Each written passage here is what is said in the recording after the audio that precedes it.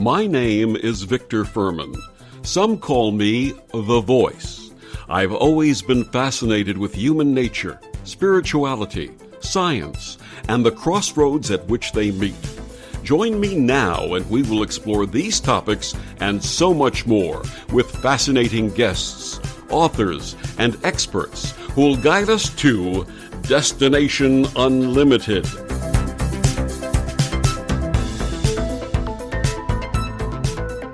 Valentine's Day is around the corner, and love is in the air. But what about those still looking for love, or trying to spice up a relationship that's lost its spark, or even those trying to find the most elusive love of all, self-love? In his 1993 hit, written by Jim Steinman, Mealoaf sang, "I will do anything for love, but I won't do that." I always wondered what that referred to, and there's been a lot of speculation. But what if that had something to do with energy work and magic? Can magic bring us the lover of our dreams, refresh a love that's grown cold, or even help us to find the love within? My guest this evening, Lilith Dorsey, has researched these questions with passion and experience for years.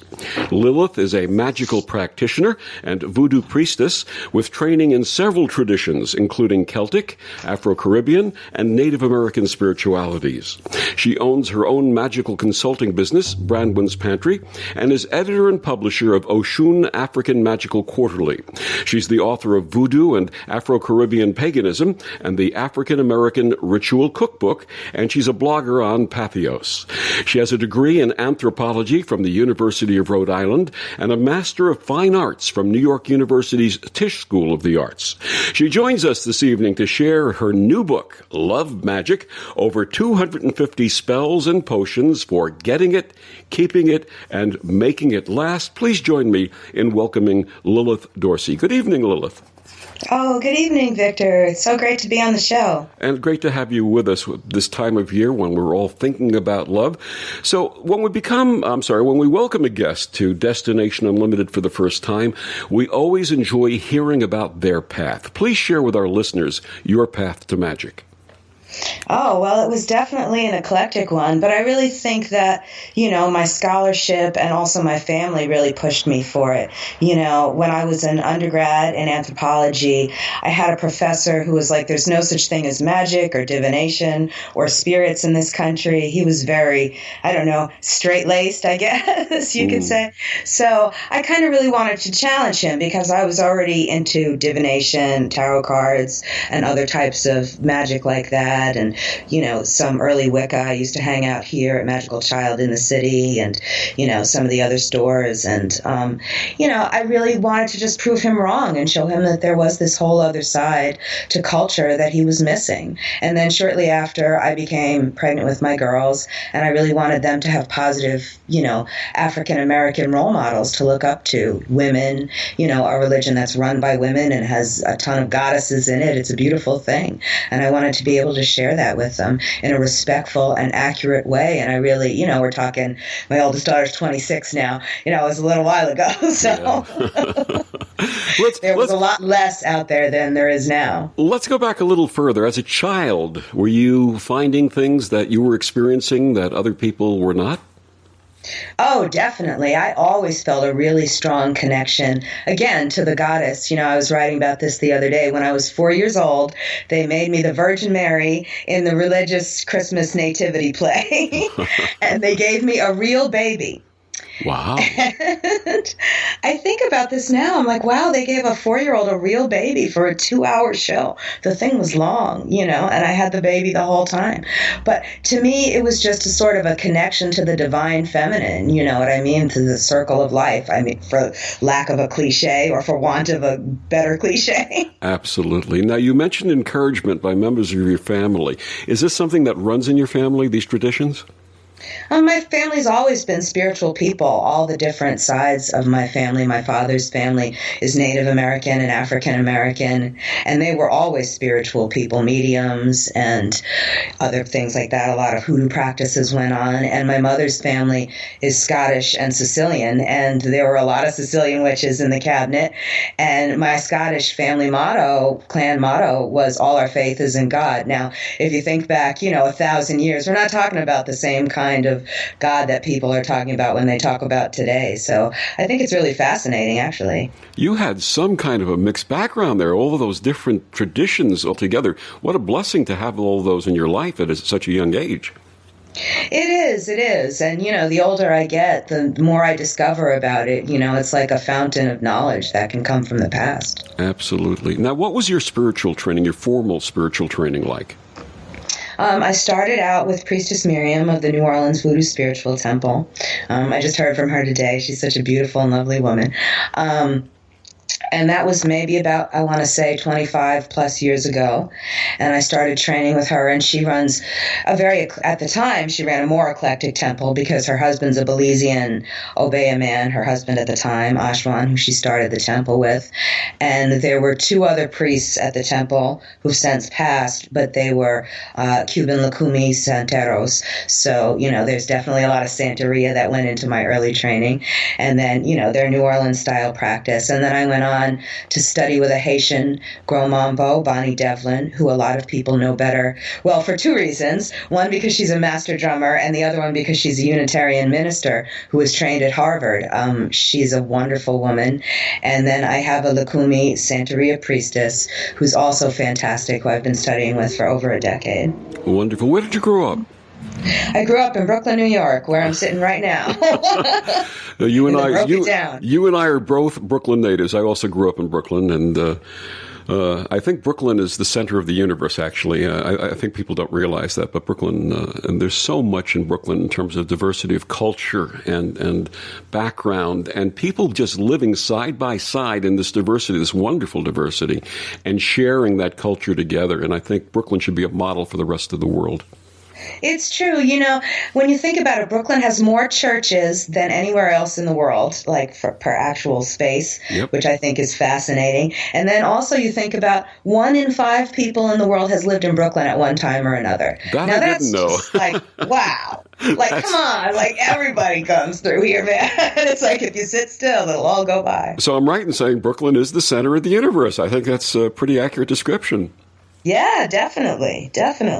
Yeah, on a lot of different levels. Now, when you were doing your formal training with all of these wonderful teachers, how did that connect you to the energy you experienced as a child?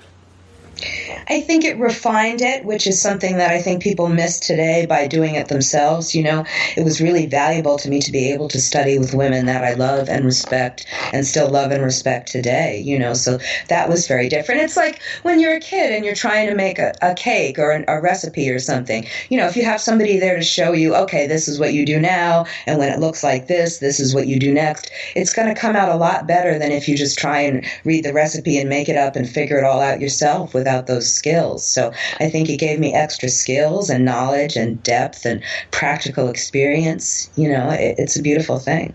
Now, you mentioned how you wanted your daughters to have this wonderful experience and heritage. A lot of people have children who have gifts and are born with gifts. And speaking as one who had that experience and was told that it's your imagination and stop imagining things and focus on the real, and being told that what I was experiencing was unreal. What do you say to parents who have children who are emerging with a sense of energy and a sense of this wonder that surrounds us? What would you tell parents to do to support those children? I would say to them that, well, first of all, again, love and respect your children. And I think I spend a lot of time with children, and I think that every child has its strengths. Now, your child may have strengths that sound a little bit more unusual to you, but there's still a strength, and I think you should value that. So, we have to give it the benefit of the doubt and let them nurture those talents, because that's part of the beauty of childhood and part of how we grow and how we understand things. So I think that, they should just encourage them in whatever way possible. Maybe they can't understand it, but they can try and access it in a different way. Like, I teach a workshop about tarot where each of the tarot cards has a food and an essential oil and a crystal and a musical note. So maybe you can't access it through a card or looking at a picture, but you know how you feel when you eat a certain, I mentioned Brooklyn. The moon card is the half moon cookies, which is a Brooklyn thing that Victor will know about. Absolutely. But how do you feel when you eat that kind of cookie? That's the energy of the moon. That's the energy of the card, and you can access it that way. And the truth behind this all is you love your children and encourage them and let them find for themselves. Let them work with what they've gotten. If you need someone to assist you in that, there are wonderful teachers around like Lilith who can help them and help them bring out their innate gifts and their innate talents that otherwise might be put down. And never put your kids down, ever. That's the one thing that, as those of us who had that experience will tell you, it takes a long time to get over. Love them as they are, and give them all the encouragement and teaching and training you possibly can. Definitely. I agree 100%. I think that's part of how we grow as humans and as individuals. Absolutely. Now, who or what inspires you? Oh, there's a lot of things that inspire me, but I think, again, young people inspire me all the time. The beauty of youth, the wisdom of it all, the way they see things and the way they unpack things and the way everything really truly is magical when you're having a conversation with somebody who's 2 years old. Absolutely, because that's the essence. Their world is magical, and until we take that away from them or put them into a different path. My guest tonight is Lilith Dorsey. She's the author of the book Love Magick, over 250 spells and potions for getting it, keeping it, and making it last. And we'll be back with Lilith and more of her wonderful work after these messages on the OMTimes radio network.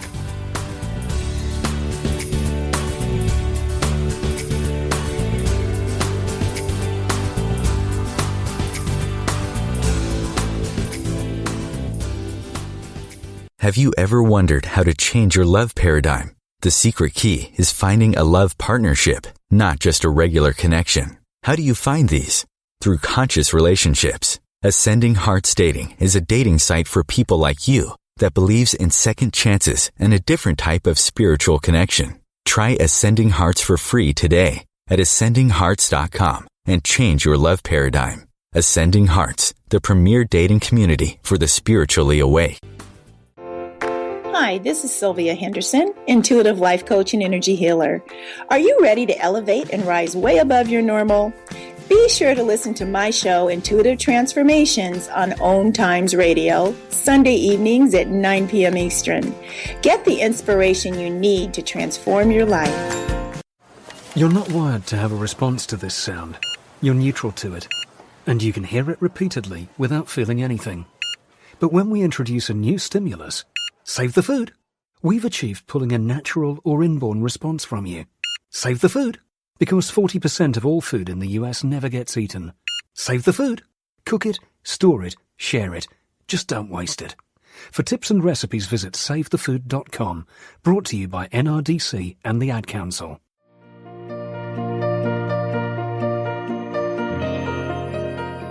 Every Tuesday on Living with Moxie, join Shefali Burns and Donna Martouge in conversations designed to take you to the next level, where we highlight ideas, resources, and strategies that provide you with the leverage you require to meet and exceed your business and personal goals. Each week on Living with Moxie, we will lead conversations related to success, achievement, fulfillment, and extraordinary, vibrant living. Are you ready to live with Moxie? Join us.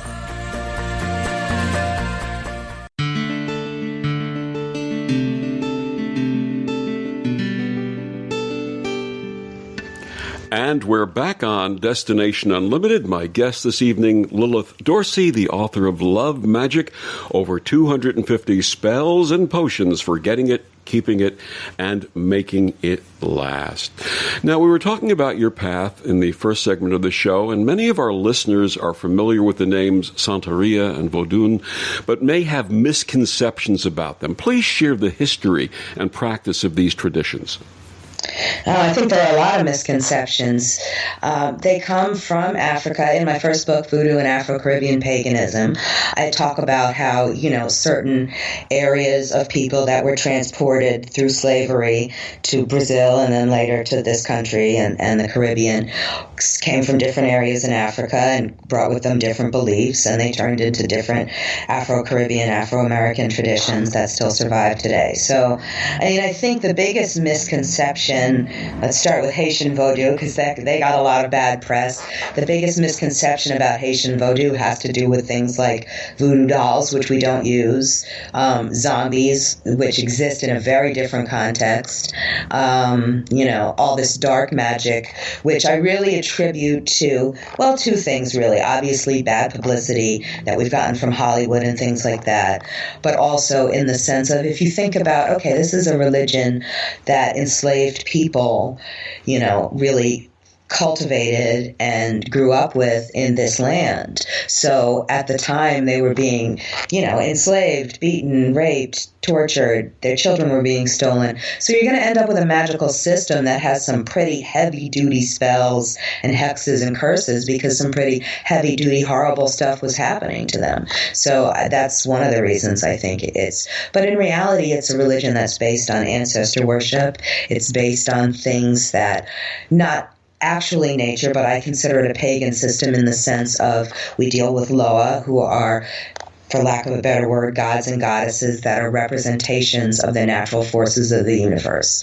We speak of Ogun, and he's the Ashe, or the energy of metal. We speak of Urzuli, and she's the Ashe of the waterfall. So there's these different energies that are given offerings and, feasts, and we enter into relationships with them. Absolutely. And you mentioned about Haiti, and you mentioned about zombies. I remember reading many years ago a book called The Serpent and the Rainbow, and how this concept of the zombie came about because of the government trying to control people. Yes, in addition to, Wade Davis in that book, he was an ethnobotanist from Harvard, and, I mentioned my priestess Bonnie Devlin. She went to Harvard Divinity, not ethnobotany, but it was a formula that they used, yes, as a method of social control. It was used by the government, but before that, Zora Neale Hurston, who many people are more familiar with because of her writings and her novels, like Their Eyes Are Watching God, but she was a voodoo priestess as well, and she went down and she uncovered the formula way before Wade Davis did, and wrote Serpent and the Rainbow, and basically she described it as being a method of social control. So if there was somebody objectionable in the community, somebody who was doing stuff they shouldn't to, children or old ladies or something, there really wasn't the same kind of forces to deal with them. So you would give them this herbal concoction, they would appear to be dead, and then what you do is, after they had the funeral, you dig them up and you transport them, off into the jungle somewhere. And what about the Duvalier government at the time? Weren't they using some of this for control and fear? Well, they killed a lot of people who were practicing priests, and then they also, I think, took on a lot of the practices in order to terrify the people that were left. That's the short version of it. Yes, there was terrible oppression. There was terrible, I don't even know what to call it. It was like really misuse of the religion in a way as a social control to keep the people in line. Talk a little bit more about the different entities, the different beings, the spirits that we give names to, like Oshun, and the relationship. How do you have a worship service, or how do you worship these entities?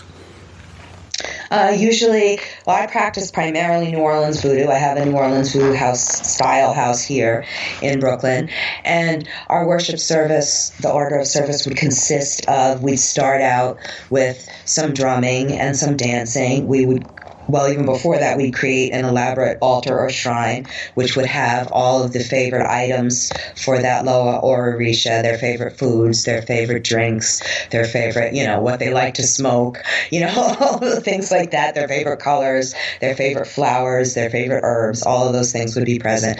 And then we would have drumming and dancing and songs, and then it would move on and there would be a feast.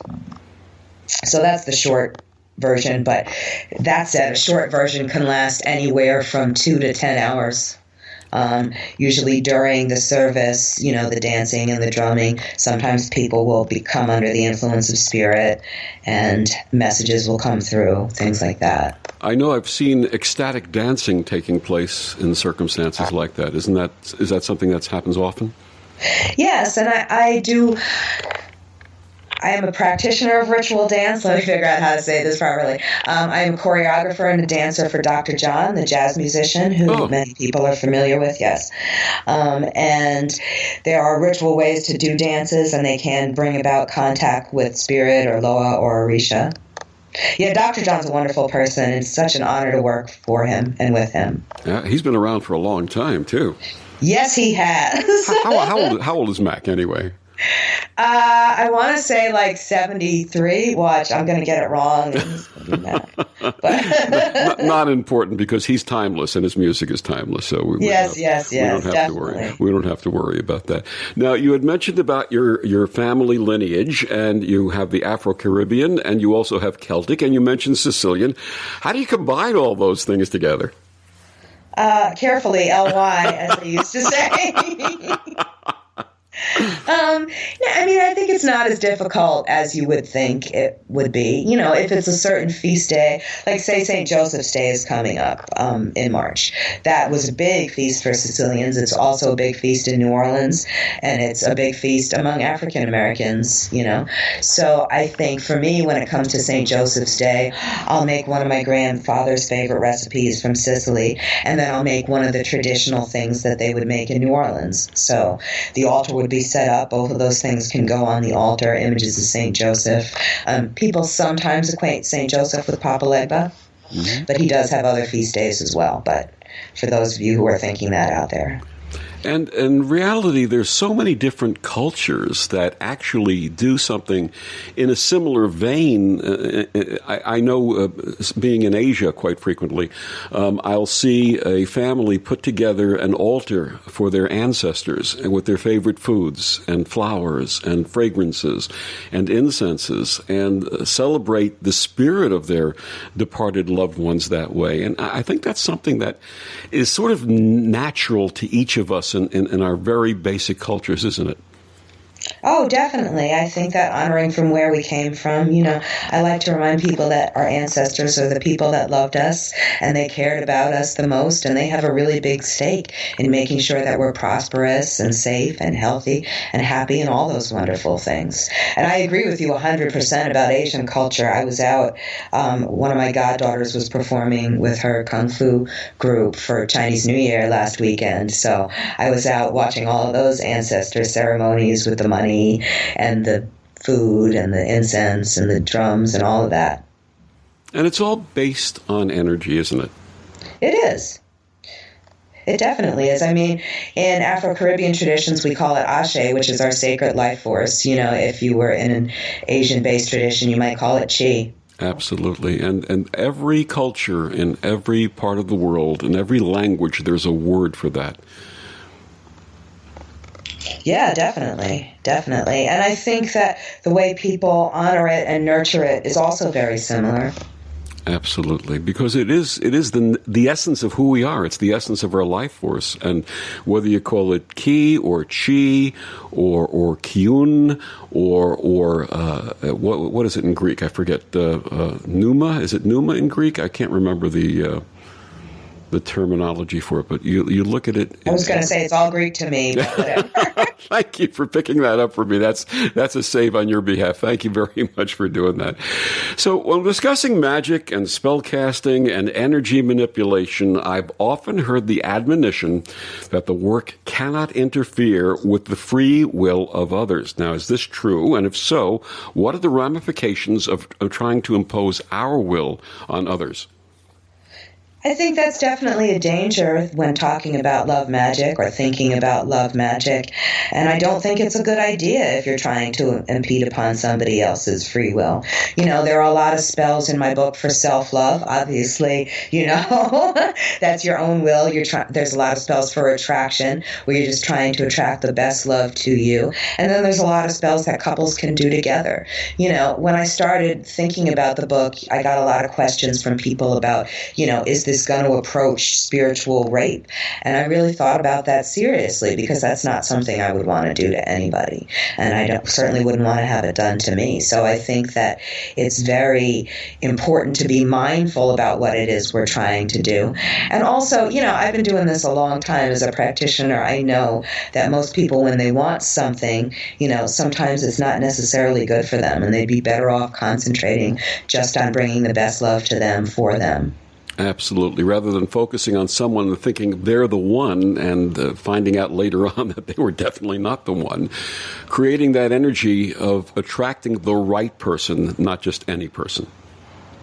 Definitely, that's what you should want. Like I said, I have a lot of clients. I've been doing it for a long time. And most of the time, by the time the work is done, after a month or so, the people don't want the person anymore, even though they could have them back. Absolutely. And we're going to be talking more about your book and some of the wonderful spells. My guest tonight, Lilith Dorsey, her book is called Love Magic, over 250 spells and potions for getting it, keeping it, and making it last. Lilith, please tell our listeners how they can get your book and find out more about you and your work. Oh, they can get my book pretty much anywhere books and ebooks are sold. They can get it on Amazon. They can get it on the Wiser site. It's published by Wiser Books. They can get it at Barnes & Noble. You can get it anywhere. And you can get a hold of me all over the place as well. You can get a hold of me on Twitter, Instagram. It's Lilith Dorsey. And do you have a website per se? I do have a website. It's blackbridget.com. BLACKBRIGIT. Wonderful. And we'll be back with Lilith Dorsey and more about love magic after these messages on the OMTimes radio network.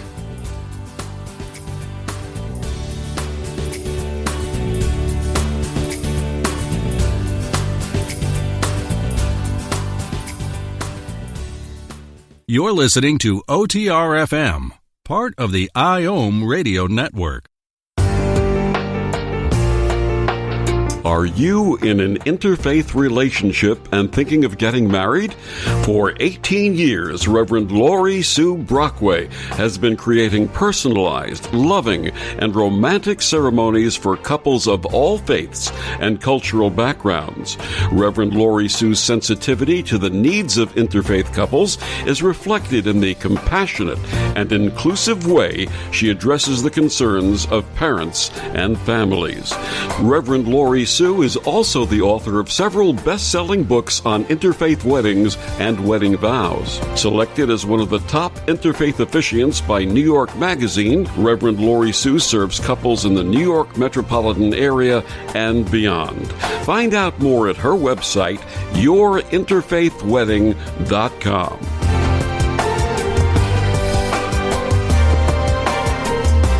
OMTimes Magazine is one of the leading online content providers of positivity, wellness, and personal empowerment. A philanthropic organization, their net proceeds are funneled to support worldwide charity initiatives via Humanity Healing International. Through their commitment to creating community and providing conscious content, they aspire to uplift humanity on a global scale. OMTimes, co-creating a more conscious lifestyle. Circle of Hearts Radio is a sanctuary on the airwaves. Join me, Grandmother Elia, in the circle on Sunday, 2 p.m. Eastern as I share information to both enlighten and nourish your soul. Hi, I'm Jimmy Buffett. How would you like to meet an endangered manatee? You can by joining Save the Manatee Club's Adopt the Manatee program. You can't take them home, but you can get to know your new manatee friend through the photo, biography, and information the club sends to you. And you can read updates on your manatee in the club newsletter. More importantly, your contribution goes to programs that are working to save manatees from extinction. It's easy to help. Call 1-800-432-JOIN.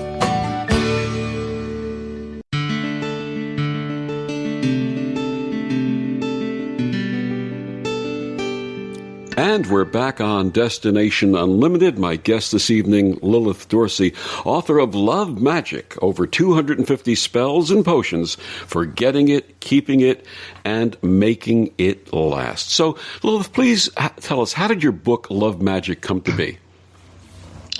Well, I started out, originally, I wanted to sell a cookbook full of aphrodisiac recipes because my daughter's a big foodie. She works for a Michelin star chef. I'm a big foodie. And I really think that cooking is one of the simplest but also the most magical ways that we can transform ourselves. And we got to do it 3 times a day. We got to put food into our body. So we might as well have that be as fantastic and powerful experience as possible. So, but nobody wanted to buy a cookbook from me. So it ended up expanding into a book full of spells and potions and rituals. And there's still a lot of recipes in there, too, but just a whole bunch of different ways that people can bring love to them. I can't believe that people didn't want to have an aphrodisiac cookbook. I would be the first online at the book signing for that. Yeah. I mean, like I said, there's still plenty of recipes in there, but I thought it would have been a great idea, just different sort of magical things that people can do in the kitchen. Now, how does Love Magick differ from other books on the subject? Well, this is it's both a cross-cultural exploration, which I think is different from what else is out there because other things only concentrate on one tradition or another tradition, whereas this really, like I said, I come from a wide variety of backgrounds, and there's a wide variety of backgrounds and traditions represented in here. So if somebody's Asatru and they're more comfortable dealing with Freya and Love Magick, then they can do that with the spells in this book. If they're in a Lukumi or Santeria house and they want to deal with Oshun and Love Magick, well, there's spells in here for that. And then there's also spells that are beyond any particular goddess or tradition. There's spells in there that are just herbs and spells that are just oils or spells where people can use crystals, and connect that way. So it has a little bit of anything and everything for people to get Love Magick. So tell me some. I'm really intrigued by these aphrodisiac recipes. Share a couple of those with us, please. Oh, okay. Well, there's I do my best work in the kitchen. That's the reason why I'm saying that. Yeah, right. Okay. Well, there's a chocolate-covered strawberries recipe. I mentioned my Scottish ancestors. On the crest was their strawberries, and we were the Fraser clan, so we obviously had strawberries. But when you look at it, strawberries are one of the most lusty aphrodisiac foods throughout history. You look at them. The thing about aphrodisiac foods is they say if you look at it and it kind of looks like either masculine or feminine parts, then chances are it's going to be an aphrodisiac food. So, strawberries obviously look very sensual, but also they're really good for you from a food standpoint with vitamin C and other things like that, that'll give you vitality and energy when you're in the process. And then chocolate, oh my gosh, chocolate I feel like is the legendary aphrodisiac. So my recipe for chocolate dipped strawberries, it's like 2 great tastes coming together and having a blessing through those tastes. Absolutely. Is there something in cacao that has an aphrodisiac property? Yes, there's definitely, it produces the same chemicals in the brain as being in love or falling in love. Endorphins. So, yeah. That's great. That's wonderful. And what about the fabled oyster? Well, again, oysters have a lot of zinc, so a lot of masculine aphrodisiac boost foods have a lot of zinc in them because that's supposed to increase vitality for male parts and also, blood flow down there. Mm-hmm. So I think that's how oysters end up getting a reputation in that way. But again, if you look at it magically, it's something, it comes from the sea, so it has that kind of strong vitality, that protector vibe, that be able to weather every storm kind of energy.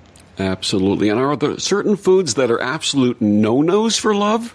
I think everybody's different. I always like to use the example of a peanut allergy. And I was doing a event down in New Orleans. I was giving a bunch of lectures.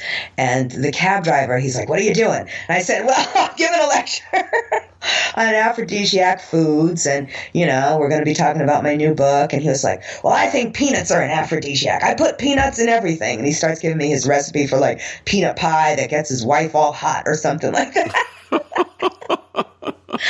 But as we know, there's lots of people out there that have a peanut allergy. So I feel like, for some people, peanuts could really be a no-no. And for other people, this guy puts it in his breakfast cereal when he wants to get his wife going. Absolutely. And then obviously foods that make us drowsy or things like turkey and, with tryptophan and other things that make us drowsy, those are absolute turnoffs for love, right? Yes.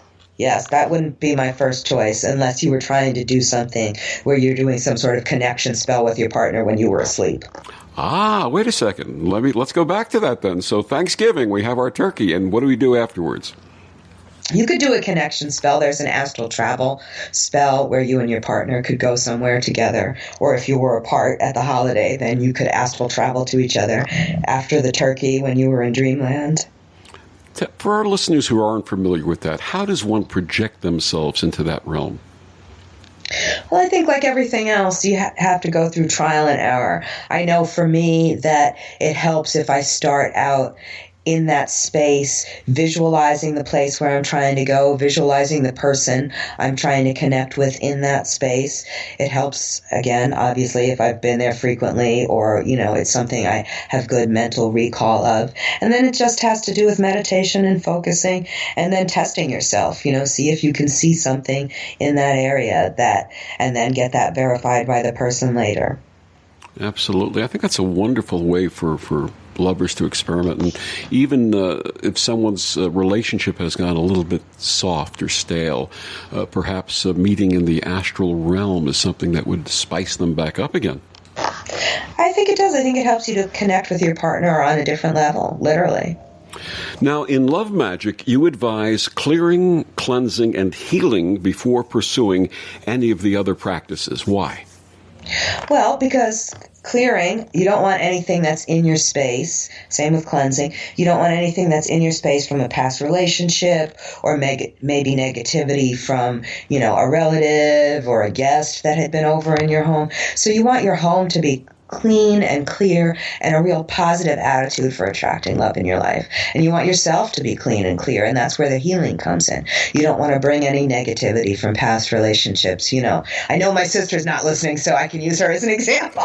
Go ahead.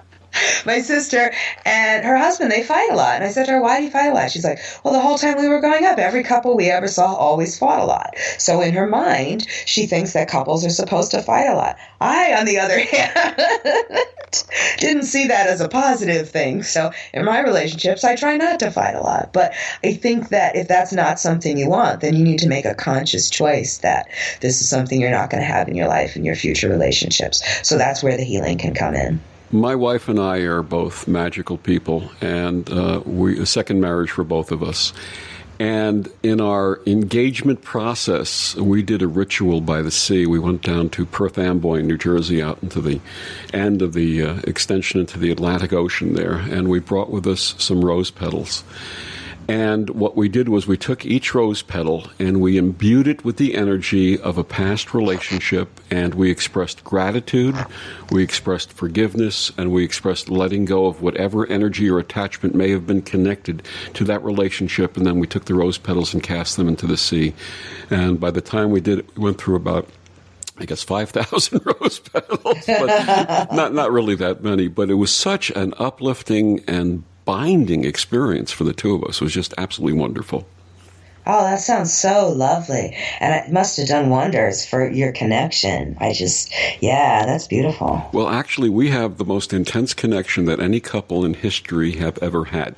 We've been married together. We had 5 total ceremonies, including our legal ceremony. That's great. What happened is we both met at the New Seminary of New York. I was graduating and she was coming in. And the relationship didn't ensue for a couple of years, but when it did, we said, when we're starting thinking about marriage, and we said, we have so many friends who are going to be pissed off if we don't get them involved in our wedding ceremony. So one friend gave us a Balinese engagement ceremony. Oh, nice. We had a hand fasting by Phyllis Karat. I love Phyllis. Phyllis is wonderful. We had a couple of other different ceremonies, and finally the legal ceremony was with a teacher who had actually taught both of us in the school. But each of the ceremonies, some were spiritual, some were religious, some were just plain magical, but each of them built upon the other. And we looked at each other after the actual legal marriage and said, we are together forever. And we see ourselves as soulmates. We see ourselves as twin flames anyway, so. Oh, that's so beautiful. We are together forever. So anybody, if you find the right one, do the right thing. And in love magic, you're going to find a lot of right things to do to make that work for you. Now, you also advise in your book taking warm soaking baths. And I saw you mention several of them. I happen to love warm soaking baths. How do baths become magical? Well, I think you're immersing yourself in the water, so that's a magical act. And then when you add oils or crystals or herbs to the process, then that allows you to sort of get all of those magics all over you through water, which is an element of love. Absolutely. And what about some fragrances? Tell us about some of the fragrances or crystals that you add to the water. Well, rose quartz is one of my favorite ones because it works for both self-love and healing and also attracting love to you. So that's one of my favorite crystals to use. And oils, there's so many. Jasmine, gardenia, ylang ylang, all of those things. Rose, obviously, is something that's fantastic for love. So all of those, and they all have slightly different things that they do for you. And in my book, I give you detailed instructions about which is best to go with which and things like that. And what's the best cleanse? What's the best cleanse? Crystal or oil, or it's hard to say. I mean, oil-wise, I like frankincense and I like myrrh. Let's go with traditionals. There's a reason people have been using them for, 1,000 years plus.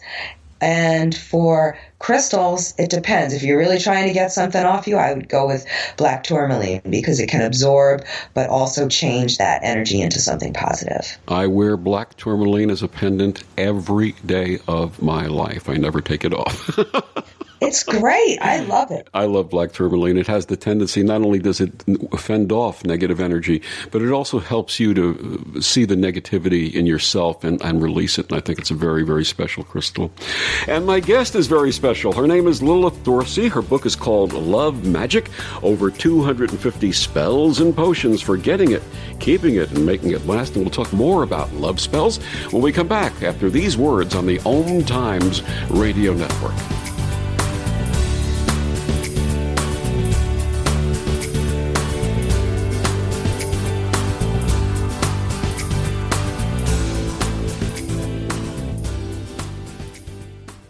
The number one reason girls drop out of school in sub-Saharan Africa is lack of access to feminine hygiene products. The Pads for Schoolgirls Project, an outreach of Humanity Healing International, is changing this paradigm by setting up sewing programs at schools, teaching girls a vocational skill, while producing the reusable pads that help keep them attending classes. The girls pay it forward by making and giving pad kits to other girls in need. To learn more, visit humanityhealing.org. Humanity Healing is where your heart is.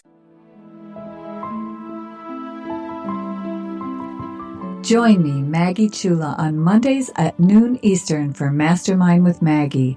Let's work together in a mastermind. We can resolve life's problems and create goals for the future. Build action steps empowering you to create your life in partnership with your divine source of light, your soul. Manifesting your goals can be simple and easy, so come with your problems and leave with a plan. The Akashic Master Teachers and I are waiting to help you. This is Terry Van Horn, and I want to invite you to join me for my weekly radio show, Hailing Light, on OMTimes Radio, every Wednesday at 6 p.m. Eastern Standard Time. On Hailing Light, we want to bring love, light, and blessings into your world. You can find out more about us at www.healinglightonline.com. Blessings. When I was little, I didn't talk for a long time. I was sensitive to lights and sounds, so I built secret hiding places where they couldn't get in. Sometimes I did the same things over and over, until one day I found out I had autism. My family got me help. Slowly, I learned how to live with it better. Early intervention can make a lifetime of difference. Learn the signs at autismspeaks.org/signs. Brought to you by Autism Speaks and the Ad Council. Hi, this is Bill Maher. I can find humor in almost anything, but one thing I never laugh about is cruelty to animals. If you don't get the joke either, write People for the Ethical Treatment of Animals, 501 Front Street, Norfolk, Virginia, 23510.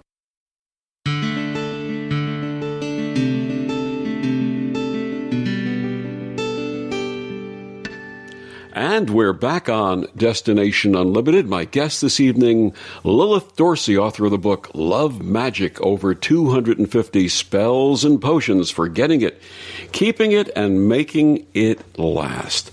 So we were talking about the various things we can do to prepare ourselves in terms of cleansing and clearing and wonderful warm baths. Let's start with self-love, which I believe is the starting point from which all quality relationships stem. Please share some examples of spells and potions for self-love. Well, I think my favorite one that's in the book, there's a 3 roses spell where you take a rose of Jericho, which I want to say, what's the other name for it? Resurrection plant is another common name for it. And that you can get them anywhere pretty much. I saw them at Trader Joe's last week, or you can order it online or something like that. But basically, it comes back to life. So what you're going to do is you're going to put it in a bowl. You're going to put rose water on top of it, and then you're going to put a piece of rose quartz in the water, and you're going to leave that out under the full moon. And as it grows back to life and comes to life again, it's going to heal some of those past things you've had in love, and also allow you to open yourself up to self-love. Wonderful. How about another example for our listeners? Oh, okay. Here's my favorite. There's a happiness bath in there. And I do this one almost all the time. I even take it and use it as a spray. And basically it contains Florida water, which is not water from Florida. It is, you can get it at the supermarket, you can get it at the drugstore. It's a special preparation of it's a secret blend, but it's at least 11 oils. There's bergamot in there, there's clove, there's some other traditional oils and things in there, and perfumes. And they've been making it the same way for 200 years. You're going to put that together with rose water and some amber, and you're going to use that in your bath. And that really just, all those scents and energies come together and make you feel happiness and joy. And what can we do as a meditation for self-love while we're using those wonderful baths and elements? I really like to meditate with crystals, and I also in the book talk a little bit about mindfulness and meditation and chakras, and I think that, there's a lot of good that can be done by focusing and having mindfulness and meditating on clearing and cleansing out your heart chakra when you're trying to work on self-love and any kind of love, actually, and attracting love to you. And at the same time, forgiving yourself for any mistakes, either real or perceived in the past, of making wrong choices, letting go of all of that negative binding that we sometimes attach to our hearts in the process of living and learning in relationships. I think so. And I think, again, like you said, it's easy to get stuck in old relationships. I've got a lot of things in the book that people can do when they're trying to get rid of those old relationships, to break those ties. I have a spell where you can use Barbie dolls and separate them further and further apart. And I think that, it works magically, but it also works psychologically. You see yourself separating from this person that you're not with anymore. That Ken bastard, huh? Yeah, that dirty Ken bastard. And what about finding a new romantic partner? Well, I think there's a lot of ways to do that. One of the best, I think, is, all right, I'm going to go with the straight up easiest one everybody can do. The hot pants ginger spell. Whoa. Now, the hot pants ginger spell, you take a piece of ginger and you dress it with oils. Patchouli you could use if that's something you like. If somebody wants to substitute something from my book, that's fine. Maybe you like patchouli, or maybe you spent a whole bunch of time around hippies. I'm an old deadhead, so I really don't like patchouli a lot of the time. So when I do the hot pants ginger spell, I dress it with jasmine, which will bring sweet love and that kind of flowery, deep, romantic connection. And then you stick it in your pocket. You wrap it up and you stick it in your pocket. And that'll help work on, talking about chakras. It'll work on your root chakra. It'll work on your parts down below. And it will help invigorate you and also attract something good to you. Brings the fire down below, huh? Yes, fire down below. Give us one more for a romantic partner, please. Okay. This one I love. We're talking Brooklyn here. You know, I grew up in Bay Ridge, and then I went to school in Park Slope, and anybody who's from Park Slope knows you end up spending a lot of time in Brooklyn Heights. And there's a St. Anne's church there attached to a St. Anne's school. So St. Anne is a traditional hoodoo thing that people use to sort of petition for getting love. So you go to St. Anne. The petition is, St. Anne, I need a man or a woman. Cool. You leave an offering of money, traditionally 3 pennies, cinnamon, and some sweet orange oil. So there's 2 kinds of orange oil, sweet and bitter. You need the sweet orange oil. So if you know the qualities you want, take that on a piece of paper, wrap that around the pennies, and then use it as an offering. Say what you want out loud, and then turn your back and don't turn around. And for those listeners who don't know the significance of the 3 pennies.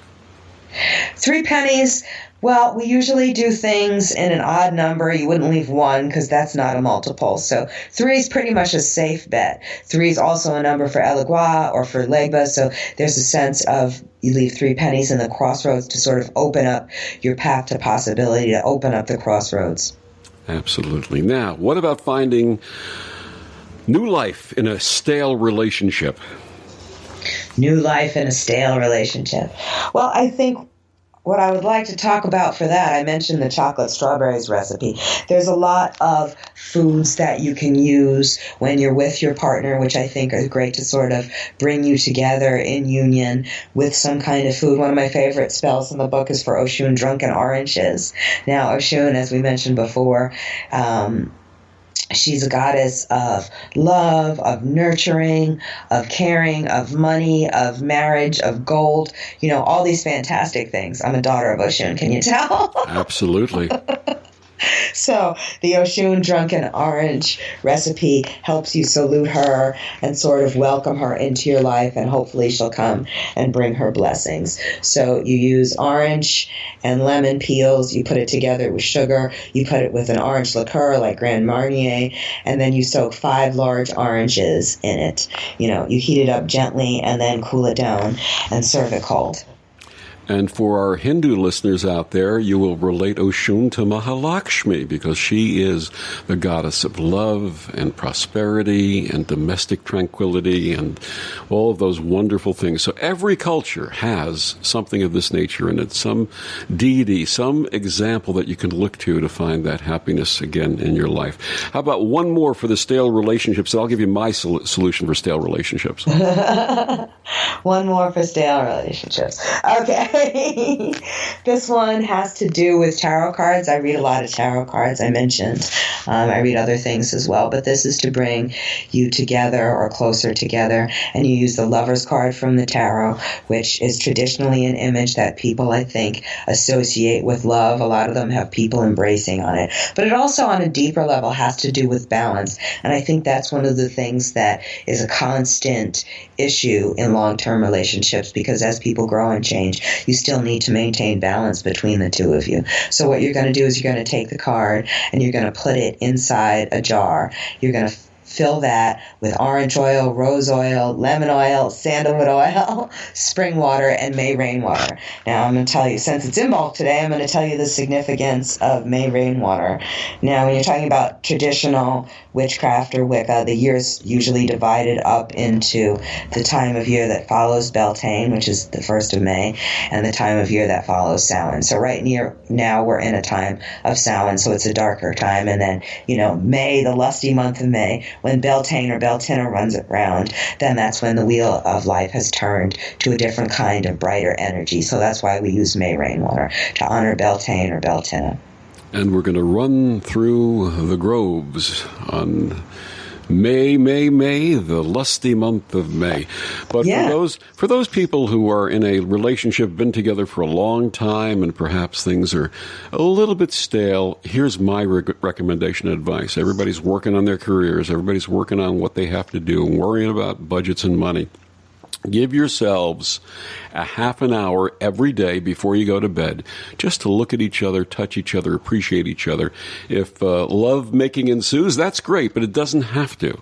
Just give yourself that comfort, that touch, that look that you know that there's the person who loves you more than anyone else in the world, and you love that person more than anyone else in the world. And then, that's a half an hour every night, and then one night a week, date night. Absolutely, positively, everything else gets turned off, including the cell phones, including the neighbors, including the family, and you go out and you have a great dinner, go to a movie, do something together that you really enjoy. Go to a dead concert. Well, no more dead concerts. Yeah. maybe a swamp rat concert. But go to something that you really enjoy together, and then go home, embrace each other, and spend the entire night making love. And I guarantee you that will restore a stale relationship.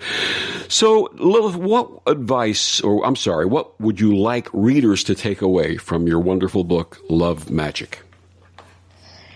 That there's ways that they can have more love in their life. I think that sometimes people think, oh, well, it's as good as it's going to get, or there's nothing they can do. And that's not true. I think that something is possible for everyone, and something better is possible for everyone. We have a goddess called Aida Wedo, and her message is to imagine things better than you can possibly imagine. And that's what I want people to take away, that they can imagine and have a life that's better than they could possibly imagine. Absolutely. And I think that's the best advice that you could give to your readers, that there it is. It's there for you if you know how to do it and if you have the heart and the energy to do it, right? Yes. My wonderful guest tonight, Lilith Dorsey, author of the book Love Magick, over 250 spells and potions for getting it, keeping it, and making it last. Lilith, please tell our listeners one more time how they can get your book and find out more about you. All right. They can get my book pretty much anywhere books are found, at Amazon, Barnes & Noble, Target, all of those places. They can get it from the publisher, Wiser Publications, and they can get a hold of me through my Facebook author page, or through Twitter, or through Instagram. I want to get Insta-famous, everybody, so come on. Or they can just go to my blog, Voodoo Universe. Voodoo Universe? What is that? Voodoo Universe. It's on Patheos. Oh, it's on Patheos. That's right. I forgot about that. Patheos.com, right? Yes. And then Voodoo Universe. Lola, thank you so much for joining us and bringing this wonderful information for our listeners. And with Valentine's Day around the corner, I think it's so important that we especially focus on the self-love. And then once we have that in place, then extending that out to the special partner that we're all searching for and looking for. Thank you so much for joining us tonight. Oh, thank you, Victor. It was a pleasure. This was a lot of fun. And thank you all for joining us on Destination Unlimited. I'm Victor the Voice Furman. Have a great week, everyone, and a great night.